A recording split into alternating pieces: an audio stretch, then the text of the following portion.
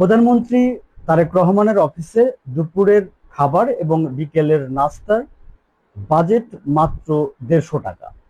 যদিও কয়েকদিন আগে এই বাজেট ছিল ৫ গুণের বেশি। কেন হঠাৎ এই বড় সিদ্ধান্ত? খাবারের বাজেটে নাটকীয় ভাবে কেন কমিয়ে আনা হয়েছে সেটি অনেকেই আলোচনা করছেন। তবে প্রধানমন্ত্রীর সঙ্গে নোয়াবের প্রতিনিধিদের বৈঠক হয় দুপুরে। এই সময় গণমাধ্যমের প্রতিনিধিরা প্রধানমন্ত্রীর দপ্তরে মধ্যাহ্নভোজে অংশ নেন। সেই মধ্যাহ্নভোজে আসলে কি মেনু ছিল এবং এই মেনুর বাজেট কত সেই বিষয়টি জানিয়েছেন প্রধানমন্ত্রীর তথ্য উপদেষ্টা ডক্টর জাহিদুর রহমান।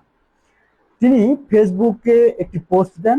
পোস্টে লেখেন যে নব প্রতিনিধির সঙ্গে প্রধানমন্ত্রীর মত বিনিময়ের সময় লাঞ্চের মেনুতে ছিল ভাত, ছোট চিংড়ি দিয়ে লাউ, ঢেঁড়স ভাজি, ডিম সিদ্ধ রান্না, ডাল ও দই।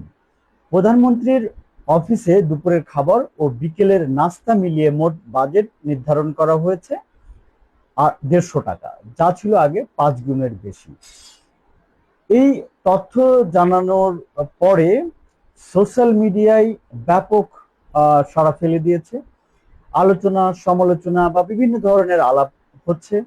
অনেকে বলছেন যে প্রধানমন্ত্রীর এই সাদামাটা খাবারের যেমন ব্যাপক প্রশংসা চলছে, ঠিক একইভাবে অনেকে এই বিষয়টিকে আসলে কিসের ইঙ্গিত বা কেন এই হঠাৎ খাবারের বাজেট কমানো হলো সেই বিষয় নিয়েও কথা বলছেন।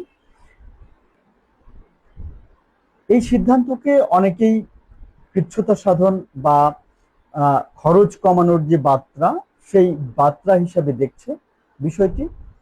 এবং এই মুহূর্তে আর কি জানেন যে আমাদের বর্তমান প্রধানমন্ত্রী তারেক রহমান বিভিন্নভাবেই অনেক ক্ষেত্রেই তিনি কৃচ্ছ্রতা সাধন বা খরচ কমানোর ব্যাপারে কাজ করেছেন বা এই বিষয়গুলো বেশ প্রশংসিত হয়েছে।